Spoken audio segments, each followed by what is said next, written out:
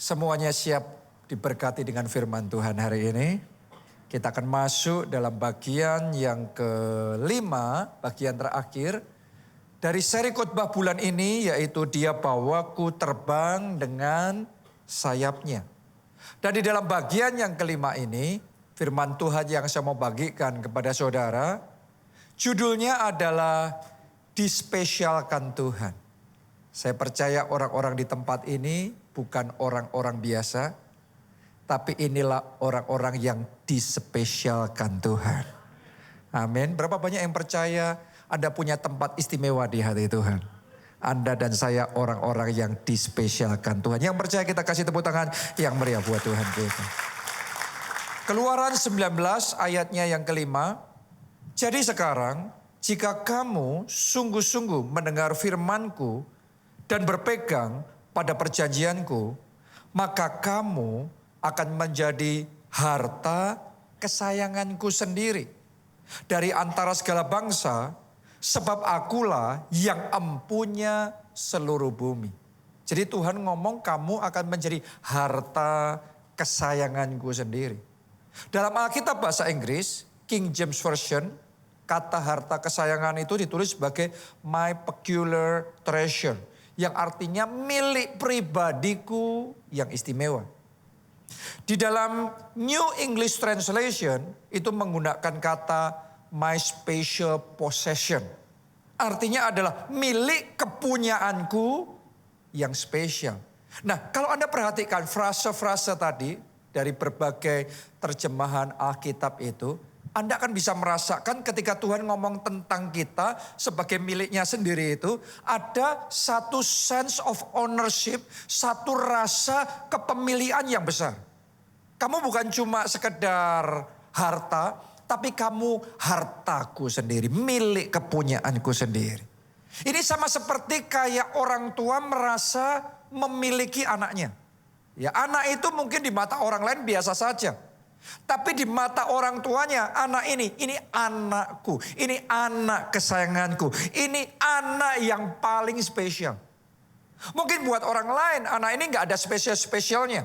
Anak ini biasa sama sekali ya, anak-anak ya gitulah, kira-kira satu dari sekian banyak orang, sekian banyak anak. Tapi buat orang tuanya, anak ini yang paling istimewa, ini anakku, ini anak kesayanganku. Tahukah saudara, seperti itu juga Tuhan memandang kita semuanya, bahwa saudara dan saya adalah anak-anak kesayangannya Tuhan.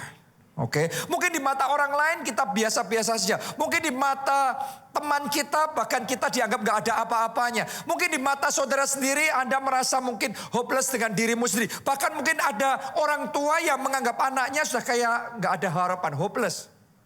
Tapi gak peduli seperti apa kita di mata orang lain. Satu hal yang harus kita pahami, kita di mata Tuhan adalah anak kesayangannya, kita adalah biji matanya, kita punya tempat istimewa di hatinya Tuhan. Amin.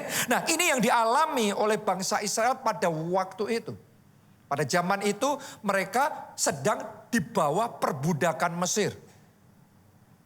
Buat orang Mesir, bangsa Israel ini pada zaman itu ya, kaum rendahan.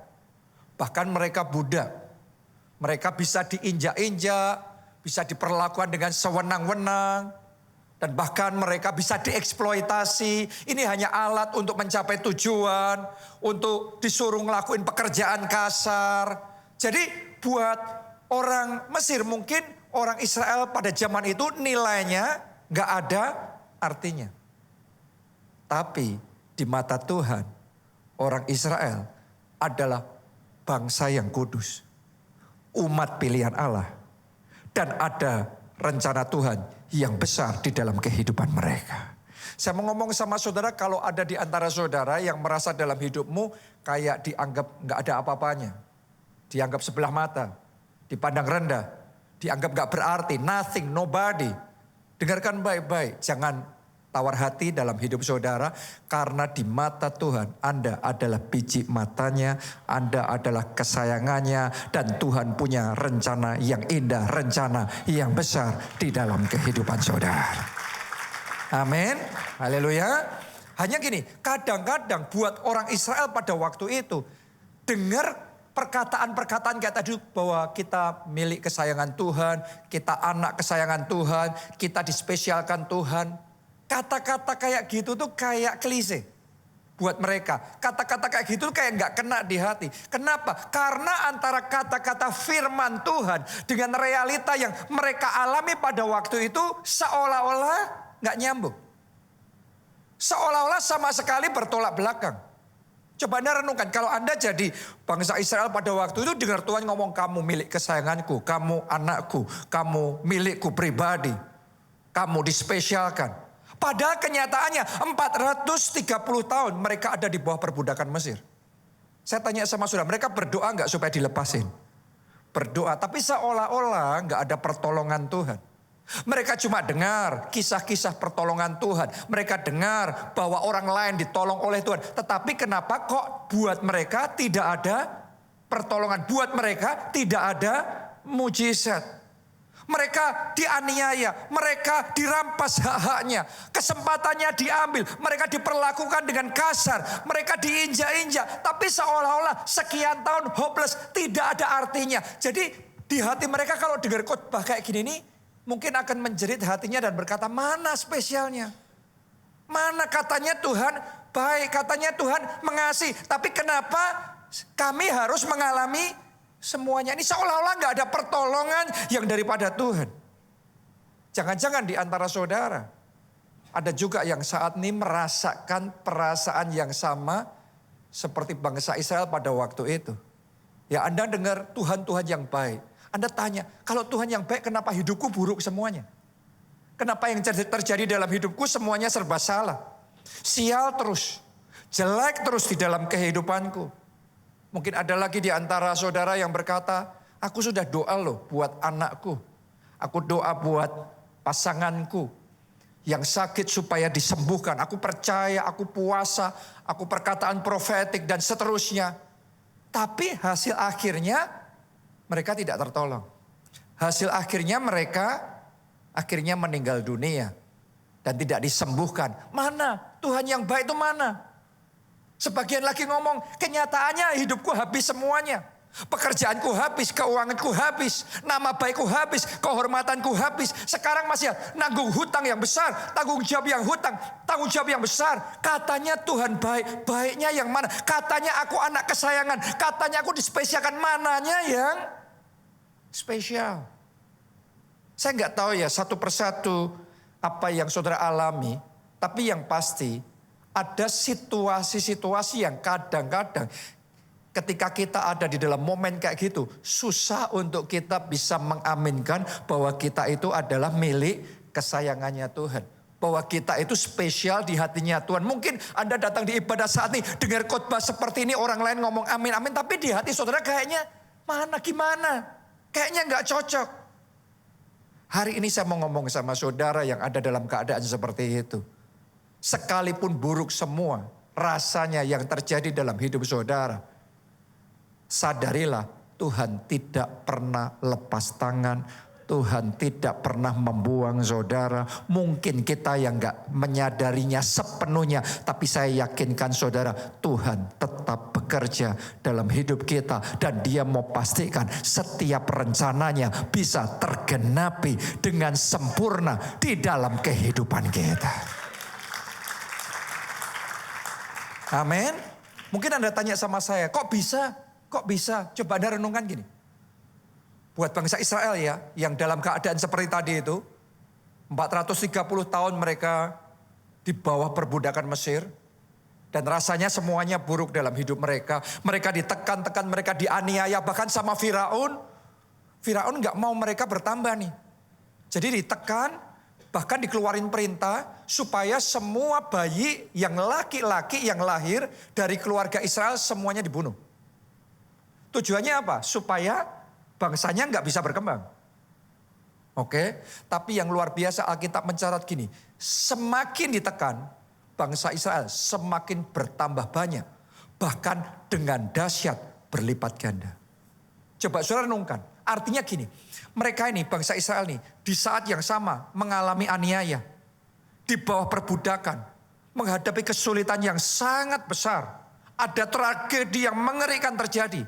Tapi di saat yang sama Tuhan tidak lepas tangan. Tuhan tetap tolong mereka. Tuhan tetap bela mereka. Sehingga bukannya pengurangan, malah justru pertambahan yang terjadi. Bahkan pelipat gandaan yang dahsyat. Itu yang mereka alami dalam kehidupan mereka.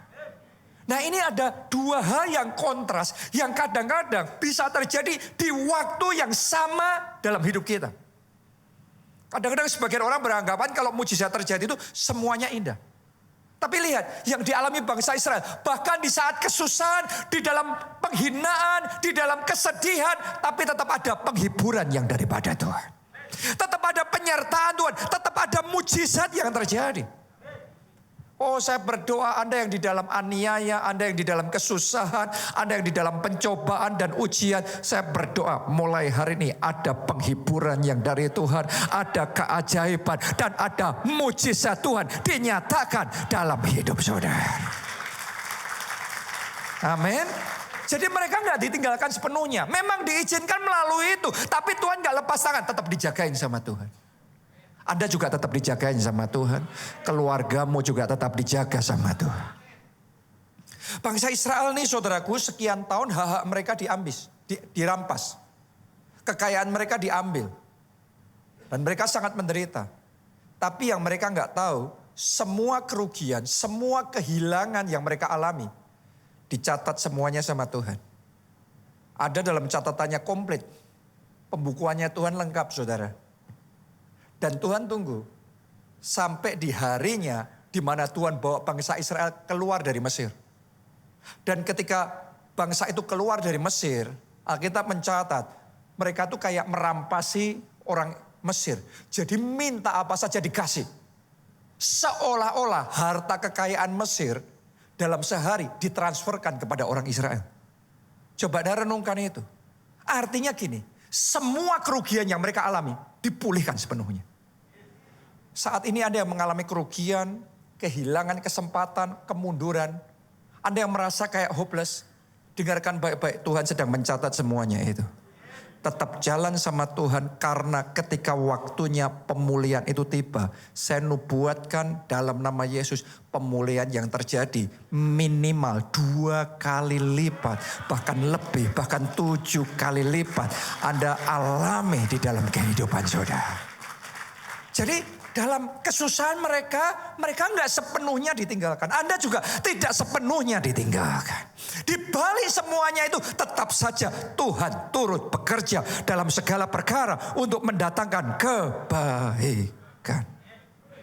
Karena itu doalah sama Tuhan untuk membukakan mata rohani kita supaya kita bisa melihat di balik kesedihan, di balik kesusahan kita tetap ada kebaikan Tuhan. Tetap ada kasih Tuhan yang sempurna. Coba Anda renungkan yang terjadi dalam kehidupannya Rut.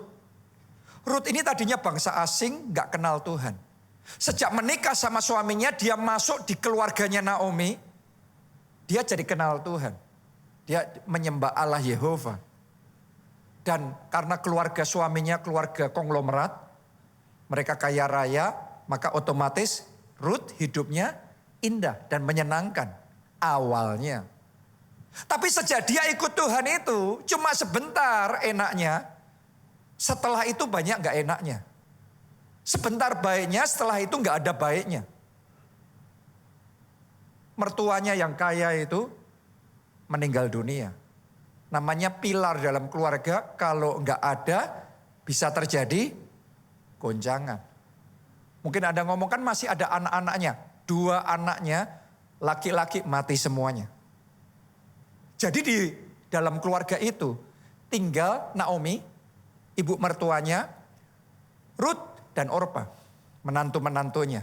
3 perempuan aja dan kemudian mereka jatuh miskin, jatuh melarat. Coba Anda renungkan kalau saudara dalam posisi seperti Rut, sejak ikut Tuhan enaknya cuma sebentar, setelah itu hilang semuanya, habis semuanya. Keluarganya gak ada, suaminya mati, harta kekayaannya habis. Tadinya dia nyonya besar, tapi sekarang dia nothing. Benar-benar gak punya apa-apa. Saya mau tanya sama saudara, kalau hari ini dia dengar khotbah, dia datang di tempat ini, dia dengar khotbah, Tuhan itu baik, Tuhan punya rencana yang indah dalam kehidupanmu. Kira-kira di hati itu bisa nerima apa tidak? Kadang-kadang perasaan bisa berontak. Kadang-kadang mikir di logika, kalau Tuhan baik, kenapa semuanya ini terjadi? Mungkin itu juga yang Anda alami saat ini. Kadang-kadang kita mikir, logika kok Tuhan izinkan, mana kebaikan Tuhan, mana kasih Tuhan itu. Tapi yang luar biasa Ruth yang ada dalam kondisi yang seperti itu. Yang secara logika itu gak masuk akal. Dia gak mungkin bisa nerima itu. Secara perasaan pasti berontak. Hebatnya gini. Ruth memilih hatinya tetap percaya bahwa dia punya Tuhan yang baik. Tuhan tidak meninggalkan dia dan Tuhan tetap mengasihi dia. Itu sebabnya ketika mertuanya yaitu Naomi nyuruh, Ruth, aku sudah gak punya apa-apa. Kamu ikut aku juga ngapain? Kamu pulang aja ke keluargamu, sudah gak ada harapan buat aku. Aku paling sebentar lagi mati. Tapi Ruth berkata, aku tidak akan meninggalkan engkau. Aku akan mengikuti engkau. Allahmu, Allahku. Artinya Ruth ikut Tuhan itu bukan cuma untuk jadi istri konglomerat. Mau enaknya. Tapi ketika dia dapat pahitnya, dapat isinya gak enaknya dan gak ada yang baiknya. Dia tetap ikut Tuhan. Dan dia tetap percaya Tuhanku Tuhan yang baik. Tuhan yang mengasihi aku. Dan masih ada rencana Tuhan yang indah dalam hidupku. Walaupun realitanya persis sebaliknya. Tapi imannya Tuhan yang baik. Saya ajak dan tantang saudara. Walaupun realitamu pahit, negatif, gak ada baiknya, buruk semuanya. Hari ini belajar dari Ruth, tetap percaya Tuhanku, Tuhan yang baik, Tuhan yang mengasihi aku dan aku anak kesayangan Tuhan. Tahukah saudara apa yang terjadi dalam kehidupan Ruth? Dari situ dia ikut mertuanya, dia kembali ke tempat asal mereka. Dan ketika kembali, Tuhan atur ternyata. Tuhan pertemukan dengan seorang pria, namanya siapa? Boas. Setelah itu mereka menikah, punya anak, anaknya punya anak, anaknya punya anak lagi. Dari Ruth sampai ke anak itu 4 generasi. Dan satu keturunannya yang paling luar biasa, yang terkenal sampai dengan hari ini, siapa namanya? Daud. Raja terbesar sepanjang sejarah Israel. Melalui kehidupannya, kebaikan Tuhan dinyatakan, kemuliaan Tuhan dinyatakan. Itu di generasi keempat. Coba Anda renungkan. Kalau seandainya Ruth hidupnya nyaman, enak, suaminya nggak meninggal, dia tetap jadi nyonya besar, kira-kira bakal ketemu Boas apa tidak? Kalau nggak sama Boas, kira-kira Daud lahir apa tidak? Mungkin Ruthnya enak, nyaman, enak, tapi nggak ada kemuliaan Tuhan yang dinyatakan. Justru melalui kesusahannya, penderitaannya, melalui jalan salib yang harus dia lalui dalam hidupnya. Di generasi keempat, Tuhan bangkitkan, ada kemuliaan yang dinyatakan. Coba Anda renungkan itu. Bisa jadi enggak semua kesusahanmu dan jalan salib yang engkau sedang lalui dalam hidupmu saat ini, itu adalah jalan yang diizinkan terjadi dalam hidupmu. Karena melalui semuanya itu akan ada kemuliaan Tuhan yang dinyatakan. Akan ada kebaikan Tuhan yang enggak habis-habisnya dinyatakan dalam hidup saudara. Buat Ruth saudaraku untuk mengalami semuanya itu, bahkan di masa hidupnya saja dia nggak bisa ngelihat waktu dia hidup di dunia. Karena itu hanya terjadi di generasi yang keempat.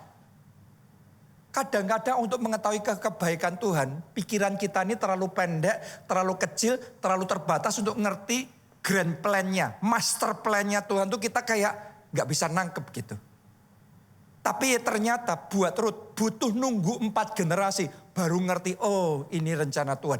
Tapi begitu rencana Tuhan dinyatakan, Daud dimunculkan, itu kebaikan Tuhan dari generasi sampai ke generasi, beribu-ribu generasi gak pernah putus, kebaikan Tuhan dinyatakan. Mungkin saat ini di dalam benak saudara Anda gak bisa nerima, Anda gak bisa paham mananya Tuhan yang baik. Apanya saya diistimewakan, katanya saya anak kesayangannya Tuhan, katanya rencana Tuhan indah dan besar dalam hidupku. Mananya? Mungkin Anda gak bisa ngerti. di pikiranmu, engkau berontak di perasaanmu. Tapi saya aja sudah belajar dari Rut, sekalipun nggak ngerti, tetap percaya. Karena kalau saudara percaya, Alkitab katakan pengharapan akan Allah tidak mengecewakan. Saya mau katakan Anda tidak akan dikecewakan. Engkau akan melihat kemuliaan Tuhan dan kasih Tuhan dinyatakan dalam hidup saudara. Karena itu belajar percaya. Saya ngerasain bahkan di ibadah ini akan ada orang-orang di sini. Penghiburan dari Tuhan akan dinyatakan dalam hidup saudara. Kekuatan dan kuasa Tuhan akan diberikan dalam hidup saudara. Kemuliaan Tuhan dinyatakan dalam hidup saudara. Kasih tepuk tangannya yang paling meriah buat Tuhan kita. Kadang-kadang saudaraku kita hanya perlu doa minta Tuhan ajari aku untuk bisa melihat kasih-Mu. Karena tidak selalu kita sebagai anak itu bisa ngerti orang tua kita sayang sama kita. Waktu saya masih SMP, ya saya kan anak pendeta. Saya suatu saat punya masalah dengan satu pengurus gereja, orang dewasa. Kan saya masih anak-anak. Karena anak pendeta, saya merasa saya bisa lapor sama papa saya. Jadi saya datang sama papa saya lapor karena saya mau dibela sama papa saya. Tapi ternyata papa saya ngomong itu masalah kamu harus belajar nyelesain masalah sendiri. Papa tuntun dari belakang, papa ajarin dari belakang, tapi kamu yang nyelesain masalah sendiri. Jadi papa saya menolak untuk membela, padahal maunya saya, papa saya ambil keputusan potong orang itu atau gimana caranya, saya menang. Tapi ternyata papa saya nggak mau. Saya harus belajar nyelesain masalah saya sendiri, walaupun untuk ngelawan orang dewasa.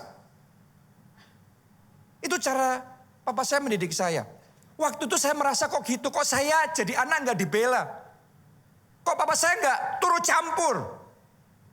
Itu pikiran saya waktu masih kanak-kanak. Tapi setelah dewasa saya ngerti. Justru karena saya tidak digampangkan seperti itu, tidak dimudahkan, tidak semuanya diambil alih urusannya.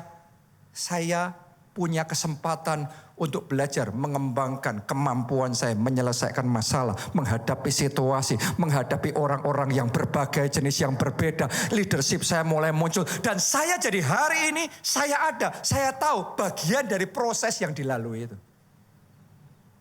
Saya masih ingat waktu saya diutus pertama kali merintis dan memimpin gereja, umur saya 20 tahun. Jadi pendeta, jadi gembala sidang. Ya. Dan waktu itu papa saya Pak Ubaja ngomong sama saya, kamu merintis di Jogja tapi papa maksimal datangnya ke Jogja cuma setahun sekali. Kamu sendiri. Padahal di cabang yang lain dia berkali-kali datang. Tapi kalau di tempat saya ada dia nggak datang. Saya ngerasa kayak kok gitu. Tapi itu bagian dari proses. Itu bagian. Tapi bukan berarti dia lepas tangan ya. Dari belakang dia ngajarin. Dari belakang dia nuntun. Tetapi dia ngomong, kalau papa yang datang ke situ terus, nanti semua orang dengerinnya papa, ngikutinya papa, enggak kamu. Langsung jadi enak sih, gampang sih, karena kan sudah pengalaman. Jadi lebih bisa ngambil keputusan benar. Daripada kalau saya banyak salahnya, ketubruk sana, ketubruk sini, benjol sana, benjol sini.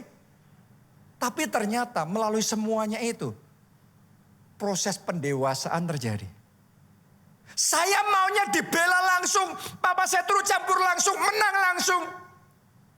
Tapi kalau waktu itu isinya cuma dibela, langsung diambil alih urusannya, waktu itu enak. Sekarang jadi anak manja yang gak bisa apa-apa.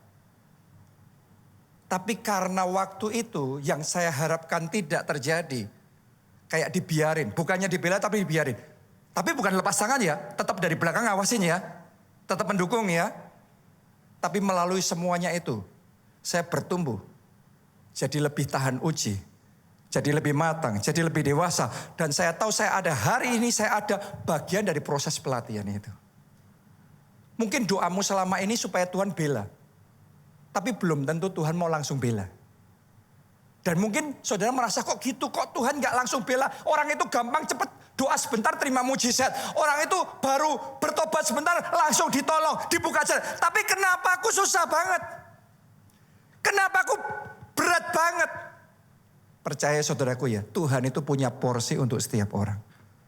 Kalau Anda diizinkan Tuhan ngalami gitu, artinya Bapakmu di surga tahu engkau sanggup, engkau mampu. Tapi dia nggak lepas tangan, dia tetap dukung saudara. Dan yang pasti dia sedang persiapkan saudara. Karena ada rencananya yang lebih besar akan dinyatakan dalam hidup saudara. Boleh katakan amin. Tepuk tangannya yang paling meriah buat Tuhan kita.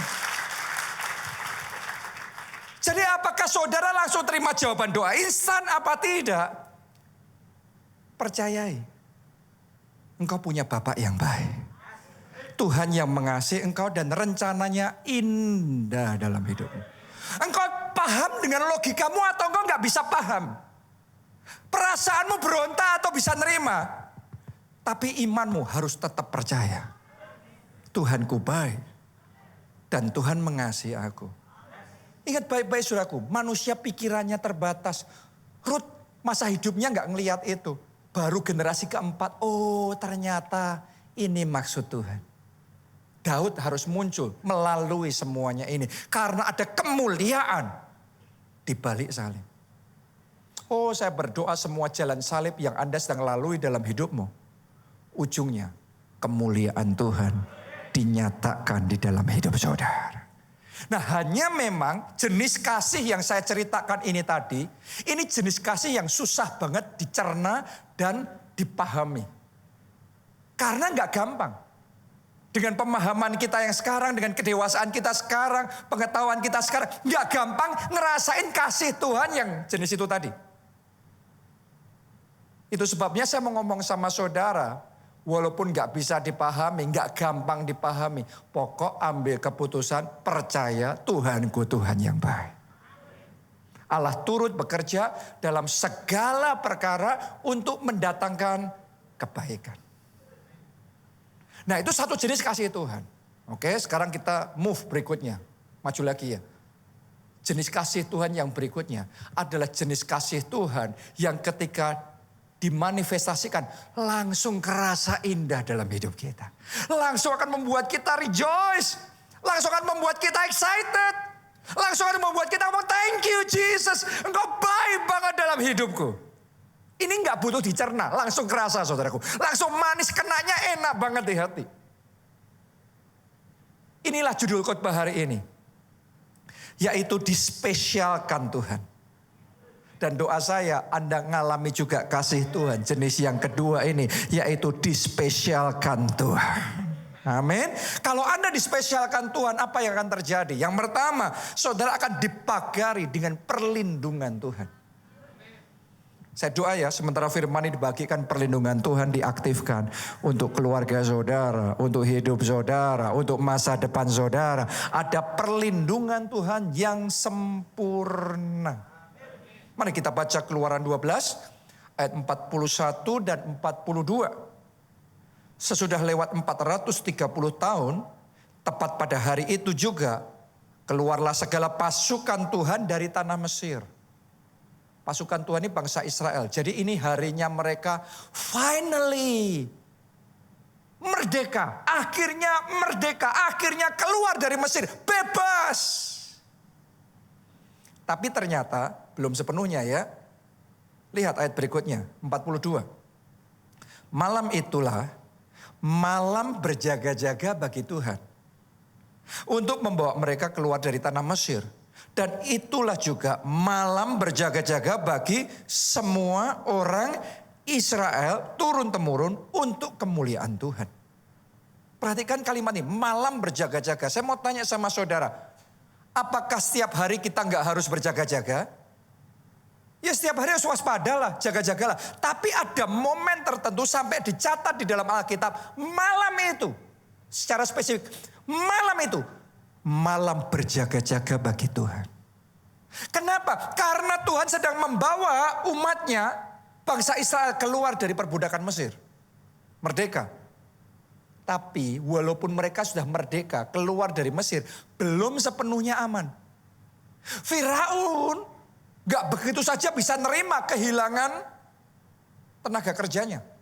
Anda bayangin yang ngerjain ladang mereka selama ini siapa? Kebun mereka siapa? Peternakan mereka siapa? Yang membangun kota-kota, gedung-gedung mereka yang besar-besar siapa? Ini kalau jutaan tenaga kerja langsung pergi, ekonominya bisa hancur nih.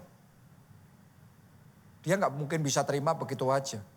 Firaun kerahkan semua tentaranya, pasukan Mesir yang zaman itu adidaya, dikerahkan untuk mengejar orang Israel. Itu sebabnya di satu sisi Israel sudah dapat pertolongan Tuhan. Israel sudah bisa keluar dari Mesir. Tapi di sisi yang lain belum sepenuhnya aman. Karena masih ada kekuatan yang very powerful yang siap untuk menghancurkan mereka. Berapa banyak dari saudara ngalami juga hal yang sama seperti bangsa Israel. Anda bisa ngerasain Tuhan sudah bekerja dalam hidup saudara. Sudah ada pertolongan dari Tuhan. Sudah ada awan telapak tangan dari Tuhan. Sudah ada mujizat dari Tuhan. Tapi masih belum beres sepenuhnya. Masih ada ancaman nih. Masih ada resiko ini. Masih ada ganjalan ini. Berapa banyak dari kita ada di posisi in between miracles. Jadi di tengah-tengah mujizat. Sudah terjadi, nggak bisa disangkali. Tapi kok masih gini, kurang ini, kurang itu. Saya mau nubuatkan buat saudara, malam ini Tuhan akan menyempurnakannya bagi saudara. Seperti malam itu Tuhan berjaga-jaga buat orang Israel. Tuhan malam ini berjaga-jaga buat saudara. Bahkan sepanjang hidup, sepanjang umur saudara, Tuhan menjagai dan melindungi saudara dengan sempurna. Boleh katakan amin. Tepuk tangannya yang paling meriah buat Tuhan kita. Keluargamu dilindungi oleh Tuhan. Keuanganmu dilindungi oleh Tuhan. Kesehatanmu dilindungi oleh Tuhan. Seluruh hidupmu dilindungi oleh Tuhan. Ya, jadi yang dialami mereka waktu itu seperti itu. Karena Tuhan jaga, tentara Mesir ngejar, dikacokkan tentara Mesir. Diperlambat sama Tuhan. Tapi belum aman sepenuhnya ini. Tuhan terobos lautan. Bangsa Israel bisa lewat, berjalan di atas lautan, di atas tanah kering, sampai selamat. Tentara Mesir yang mau mengejar mereka, akhirnya binasa di tengah laut.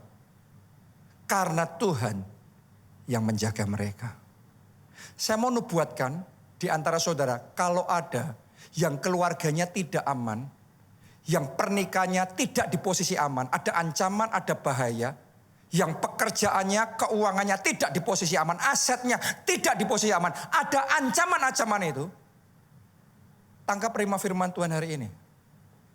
Anda dispesialkan oleh Tuhan dan mulai hari ini Tuhan akan menjagai dan melindungi saudara sehingga semua ancaman, semua panah berapi si jahat, semua hal yang mau berusaha menghancurkan hidup saudara digagalkan, dihancurkan. Kita aman dalam lindungan Tuhan. Pernikahan kita aman dalam lindungan Tuhan. Keluarga kita aman dalam lindungan Tuhan. Pekerjaan, keuangan kita aman dalam lindungan Tuhan.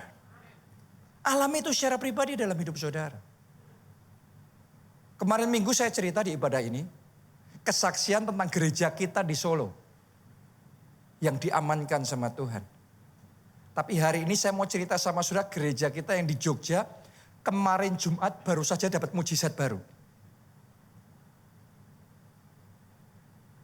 Gereja kita di Jogja sudah hampir 25 tahun.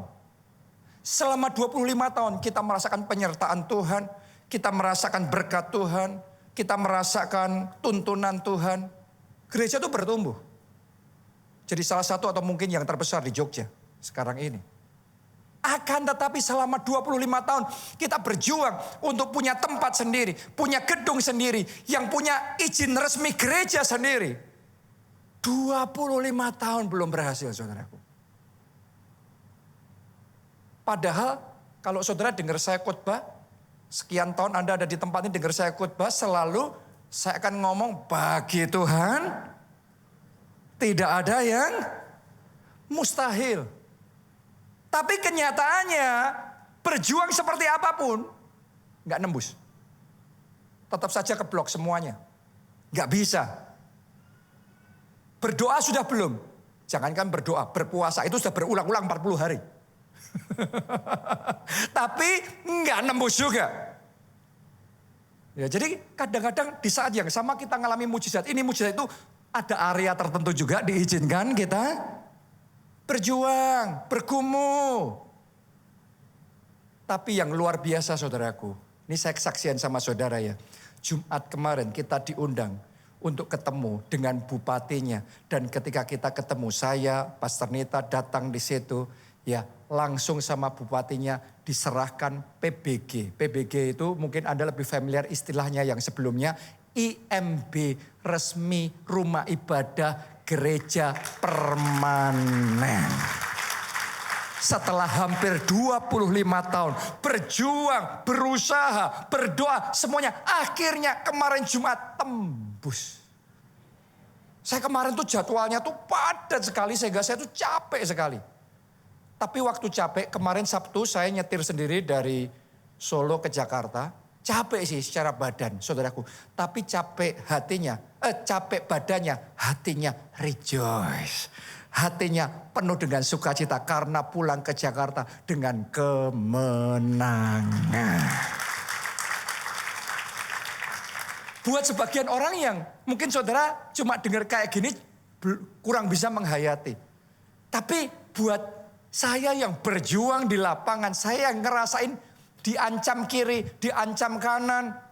Ada ancaman-ancaman, ada intimidasi-intimidasi, ada intrik-intrik yang mau menjegal, yang mau menghentikan. Kita baru ibadah di tempat itu yang baru dibuka, baru 2-3 kali dibuka, harus ditutup.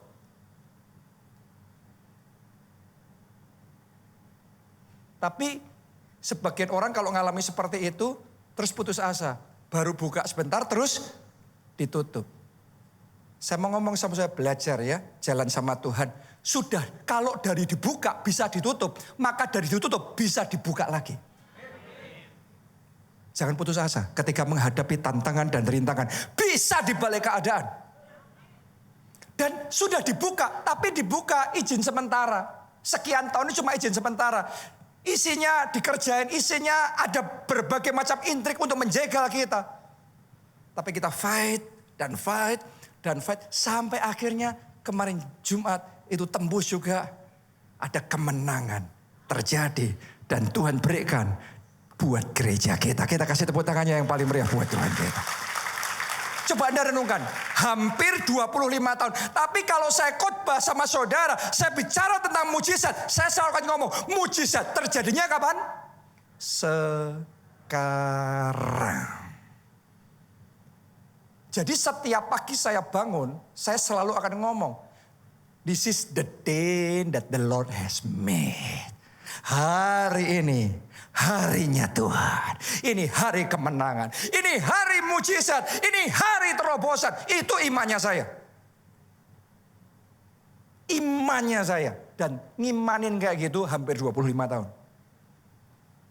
Kenapa saya ngelakuin itu? Karena diajarin Tuhan Yesus. Tuhan Yesus mengajarkan kepada murid-muridnya. Apa saja yang kamu minta dan doakan. Saya tanya sama saudara. Kalau saudara meminta, mendoakan sesuatu berarti secara jasmani sudah terima belum? Belum. Kesembuhannya belum diterima, izinnya belum diterima, berkatnya belum diterima secara jasmani. Tuhan ngomong gini, apa saja yang kamu minta dan doakan, berarti yang belum diterima secara jasmani. Kalimat berikutnya, percayalah bahwa kamu sudah menerimanya. Percaya itu secara jasmani sudah diterima atau percaya itu dalam hati? Dalam hati, percayalah. Apa yang secara jasmani kamu belum terima, di hati dulu percaya kamu sudah menerima. Itu hidup dengan iman. Anda percaya nggak kemenanganmu sudah terjadi? Anda percaya nggak sudah ada masa depan yang gilang gemilang yang Tuhan berikan di dalam kehidupan saudara? Anda percaya nggak kesembuhanmu sudah terjadi? Anda percaya nggak pintu-pintu sudah terbuka dalam hidup saudara? Percayalah kamu sudah menerimanya. Makanya itu saya katakan mujizatku sekarang. Mujizatku bukan besok, tapi sekarang. Kenapa? Karena aku percaya sudah terjadi.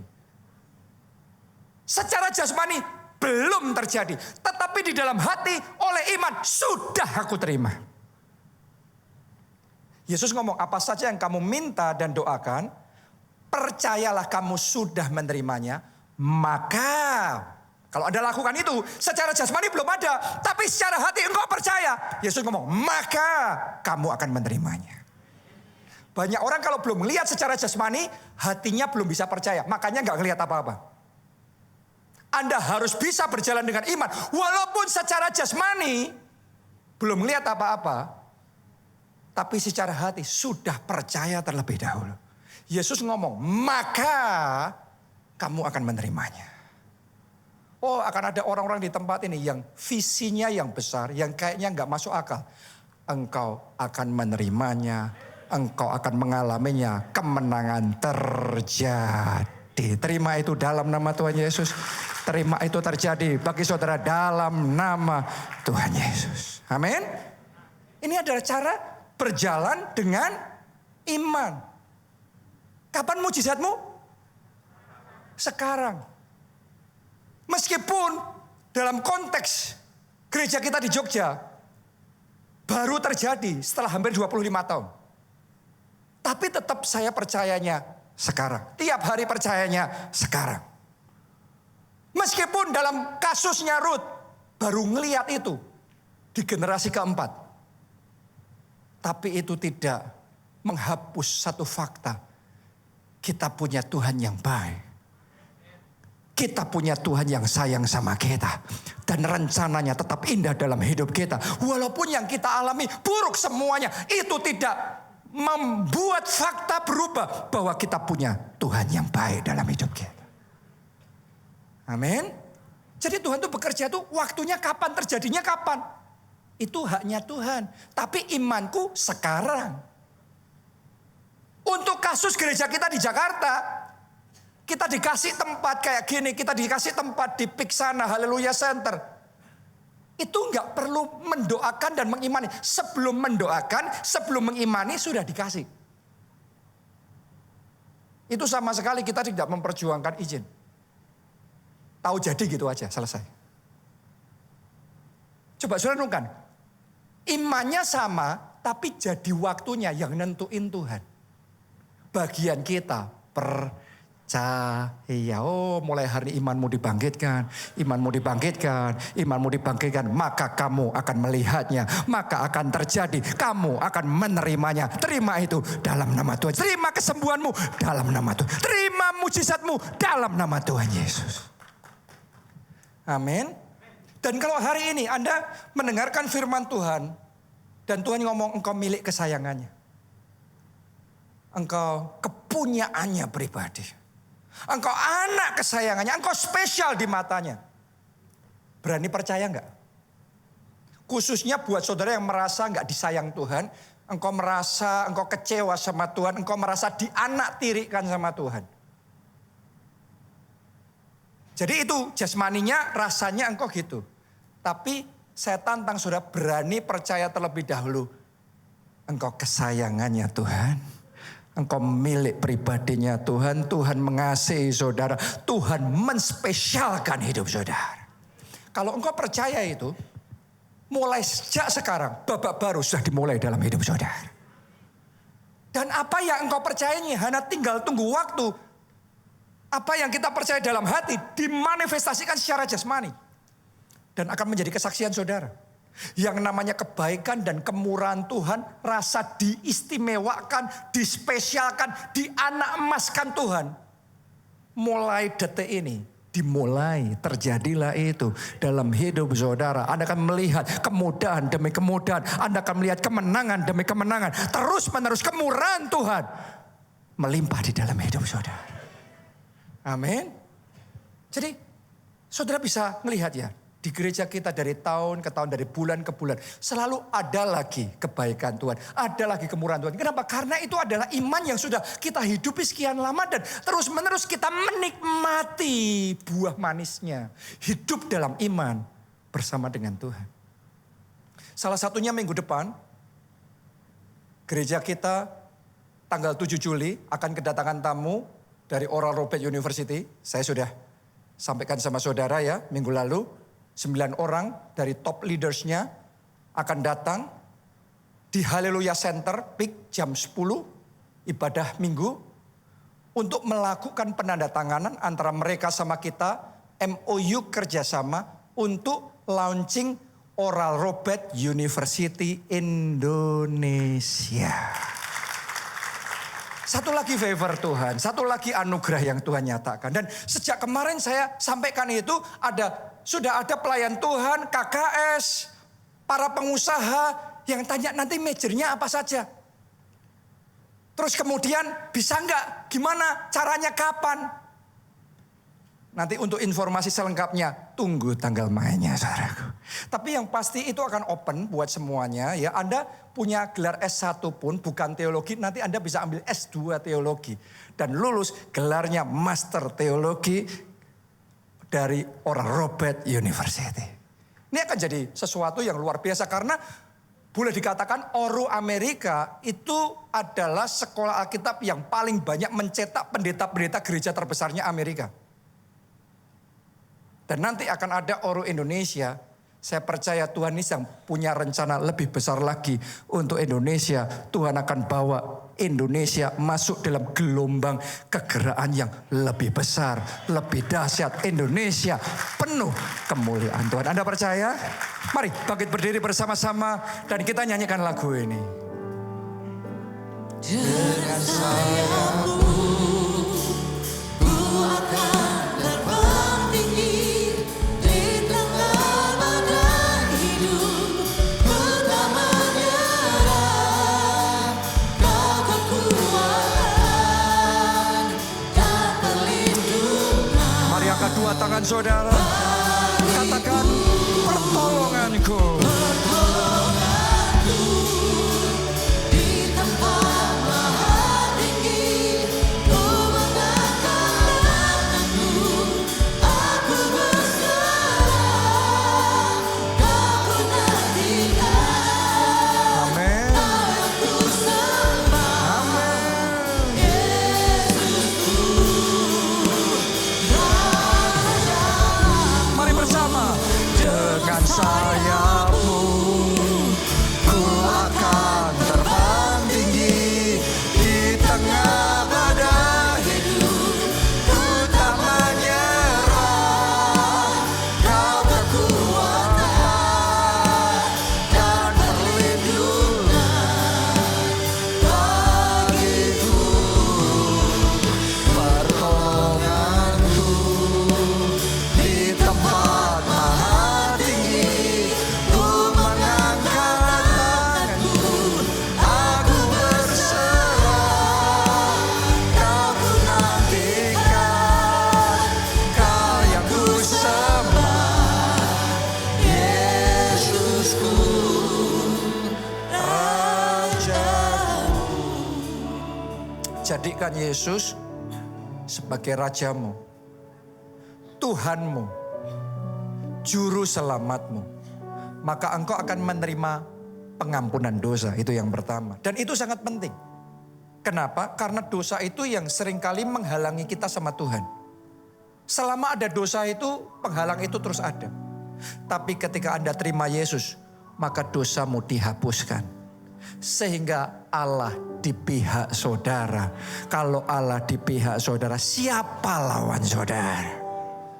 Karena itu penting sekali Anda terima pengampunan dosa. Dan kalau Anda terima Yesus sebagai Tuhan dan Juru Selamat, yang kedua, Anda akan terima jaminan keselamatan hidup yang kekal. Pasti bisa masuk dalam kerajaan surga. Anda yang mau itu, mari buka hati, angkat dua tangan saudara, ikuti doa ini. Katakan, Tuhan Yesus, masuklah dalam hatiku. Jadilah Tuhan dan Juru Selamatku. Ampuni dosa-dosaku. Selamatkan aku ya Tuhan. Mulai sekarang hidupku milik Tuhan Yesus. Aku mau ikut Yesus. Melayani Yesus.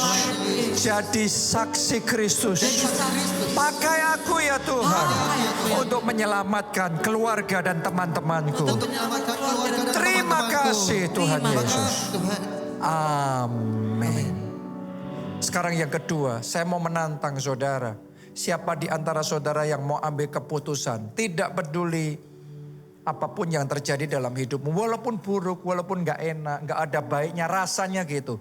Tapi tetap ambil keputusan, aku percaya aku punya Tuhan yang baik. Tuhan yang mengasihi aku, menyayangi aku, rencananya indah dalam hidupku. Anda yang mau ngomong seperti itu sama Tuhan, mari dengan segenap hatimu, angkat dua tangan saudara dan katakan, aku percaya Tuhan, aku percaya Tuhanku baik, rencananya baik, Tuhan sayang sama aku percaya. Allah turut bekerja dalam segala perkara untuk mendatangkan kebaikan dalam hidupku, kebaikan. Aku percaya. Ajari aku untuk percaya Tuhan. Seperti Ruth, walaupun hidupnya buruk semuanya, tetapi dia tetap percaya. Dia percaya Tuhan baik, Tuhan sangat baik, dan Tuhan teramat baik. Kami mau percaya. Oh Jesus, ora la pasyara, la pasyara, taka pasyara, sikira la pasyara, ora la pasyara, la pasyara, sikira la pasyara, la pasyara. Jesus, kami percaya Tuhan, kami percaya, pegang tangan kami ini. Kami percaya, pegang tangan kami ini, tuntun langkah hidup kami. Kami percaya. Jesus, Jesus, Jesus. Yang terakhir, saya mau ajak saudara untuk menghayati apa yang diajarkan Tuhan Yesus. Apa saja yang kamu minta dan doakan, percayalah, kamu sudah menerimanya, maka kamu akan menerimanya. Hari ini khotbah bicara tentang dispesialkan Tuhan. Nggak tahu saudara ngerasanya gimana, karena emosi kita itu bisa menipu kita. Pemikiran kita juga bisa salah gitu. Tapi firman Tuhan tidak berubah dulu sekarang sampai selama-lama. Firman Tuhan itu adalah kebenaran yang pasti. Hari ini saya ingin ajak saudara ambil keputusan untuk percaya dulu bahwa engkau dispesialkan Tuhan. Engkau itu anak emasnya Tuhan, anak kesayangannya Tuhan, dan Tuhan paling sayang sama saudara. Anda yang mau percaya seperti itu, angkat dua tangan saudara dan mengucap syukur. Katakan terima kasih Tuhan. Aku disayang Tuhan. Aku milik kesayangan Tuhan. Aku anak kesayangan Tuhan. Thank you Father. Terima kasih Bapa. Aku anak emasnya Tuhan. Hidupku disayang sama Tuhan. Ada kemurahan, ada kemudahan, ada pertolongan, ada kemenangan, ada mujizat, ada kasih, ada keajaiban yang nyata dalam hidup